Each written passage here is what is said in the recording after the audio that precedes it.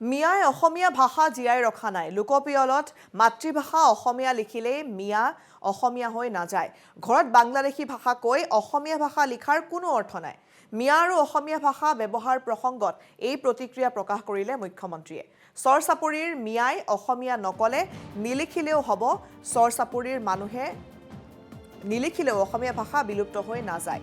চন্দ্ৰ সূৰ্য থকালৈ অসমত অসমীয়া ভাষা থাকিবই বুলি তেওঁ কৈছে। আৰু ভয়তহে মিয়াই লোকপিয়লত অসমীয়া ভাষা লিখিছে। একাংশ বুদ্ধিজীৱীয়েহে পূৰ্বে এই মতবাদ প্ৰচাৰ কৰিছিল। লাভ জেহাদ বাল্য বিবাহ বন্ধ কৰিব লাগিব মিয়াই। দুটাতকৈ অধিক সন্তান জন্ম দিয়াও বন্ধ কৰিব লাগিব মিয়াই। এই প্ৰতিক্ৰিয়া মুখ্যমন্ত্ৰী। লোকপিয়লত তেওঁলোকে অসমীয়া ভাষাটোৱে লিখিব আৰু নিলিখক মোৰ একো কথা নাই। চৰ চাপৰিৰ ওপৰত অসমীয়া জীয়াই থাকিব নেকি? তেওঁলোকে লিখিলে লিখক, নিলিখিলে নিলিখিব। কিন্তু ঘৰত যদি অসমীয়া নকয় লিখিলে কি হ'ব? আচল কথাটো হ'ল যে ঘৰত ভাষাটোতো আৰ্টিফিচিয়েলি কোনোবাই মেজৰিটি কৰি ৰাখি লাভ নাই ন।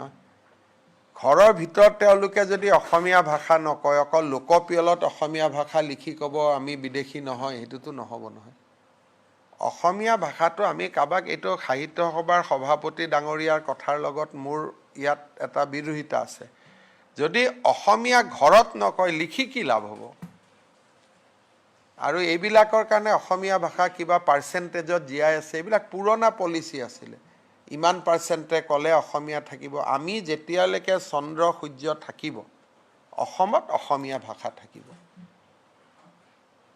এইটো আৰু কোনোবাই পাৰ্চেণ্টেজৰ লগত ভাষাটো থাকা নাথাকা এইবিলাক পুৰণা কিছুমানে ওলাই দিছিলে যে লোকপিয়লত ইমান পাৰ্চেণ্টেজ হ'লেহে অসমীয়া থাকিব, নহ'লে নাথাকিব।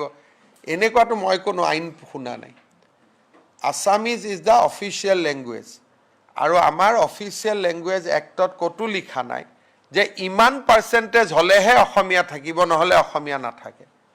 কালি যদি মই ধৰি ল'লোঁ যে 20% মানুহে কয় অসমীয়া, তথাপিতো অসমত অসমীয়া থাকিব। কোনোবাই আৰু বাংলাদেশৰ পৰা আহি পেলাই ইয়াতে ভাষাটো বদলাই দিব পাৰে নেকি? তেনেকৈতো নহয়। বৰাকত বঙালী, BTC এৰিয়াত বড়ো, অসমত অসমীয়া, লগত জনজাতীয় ভাষা কাৰ্বি, মিচিং, ৰাভা, চববিলাক অসমত বাগিচাৰ দৰে এখন বাগিচাৰ দৰে ফুল ফুলি থাকিব। ইয়াত আৰু কোনোবাইতো ক'ৰ পৰা এইটো হিচাপ আহিলে ময়ো নাজানো। কিবা চেঞ্চাছত এনেকৈ ক'ব লাগিব, তেনেকৈ ক'ব লাগিব। নক'লেই বা তাৰ পৰা আমাৰ কি ক্ষতি হ'ব? কোনোবাই যদি ভাবে এইটো হ'ল এটা পুৰণা যে 50%ৰ ওপৰ হ'ব লাগে, এনেকুৱা ক'ৰবাত আইনত লিখা আছে নেকি? মইতো কোনো আইনত দেখা নাই। এইবিলাক হ'ল পুৰণা, এইবিলাক হ'ল তুষ্টিকৰণৰ একোটা ৰাস্তা। মই ভাল পাম যে অসমীয়া ভাষাটো লিখকো ঘৰতো কওক। ঘৰত অসমীয়া নকৈ এনেই লিখি দিলে কি লাভ হ'ব অসমীয়া ভাষাটো? এইটোতো ফ্ৰড হৈ গ'ল না, এইটোতো ভুল হৈ গ'ল। যদি বোলে নহয় আমি ঘৰতো অসমীয়া কওঁ, কথা বতৰাটো অসমীয়া কওঁ, তেতিয়াহে অসমীয়া ক'ব লাগে, নহ'লে কি অসমীয়া ক'ব লাগে? সেইকাৰণে এইটো এটা নতুন এটা ছিষ্টেম আৰম্ভ হৈছে। আমাক দুৰ্বল বুলি ভাবি এইটো এটাও ব্লেকমেইলিঙৰ ৰাস্তা লোৱা হয়। আমি ইমান দুৰ্বল নহয়। আমাৰ লগত গোটেই জনজাতীয় মানুহ আছে, টি গাৰ্ডেনৰ মানুহ আছে, সকলোৱে লিখিব যোনে অসমক ভাল পায়, অসমৰ মাটিত আছে, নহয় জানো? সেইটো আৰু লিখি পেলাই যে আমি অসমীয়া ক'লোঁ গতিকে কালিৰ পৰা আমাক বাংলাদেশী নক'ব, সেইটো কেনেকৈ হ'ব পাৰে? এইবিলাক পুৰণা ছিষ্টেম আছিল, এইবিলাকত মই বিশ্বাস নকৰোঁ। খালি মই এইটো জানো যে চন্দ্ৰ সূৰ্য থকালৈকে অসমত অসমীয়া ভাষা থাকিব, ৰাভা, মিচিং, কাৰ্বি, ডিমাচা থাকিব, বৰাকত বঙালী ভাষা থাকিব, ইমানে। হিন্দী ভাষা, ইংলিছ চলিব, ইংলিছ মানুহে কথা পাতিব বাহিৰত।